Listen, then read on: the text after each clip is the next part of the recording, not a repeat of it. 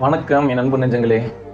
எல்லாமே நினச்சிட்டு இருப்பீங்க, நம்ம லவ் பண்ணுறோம் அப்படின்னு நினச்சிட்டு. நான் லவ் பண்ணுறப்ப அந்த பொண்ணு இருக்கா இல்லையா, அது வெறும் பொண்ணு மட்டும் கிடையாது, ஒரு தாயாகவும் மாறிடுறா.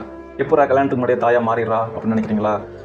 மனசு அளவில் அவள் தாயை நம்மளை ஃபீல் பண்ணுறா. எப்படின்னா, அவள் நினைக்கிறா நீ வந்து மீட் பண்ணாமல் இருக்க, பேசாமல் இருக்க அப்படின்னா அவள் தன்னை தானே சமாதானப்படுத்துகிற. எப்படின்னா, உன்னை காண காத்திருக்கும் என் மனதை சமாதானப்படுத்துகிறேன், நீ வருவாயேன்னு.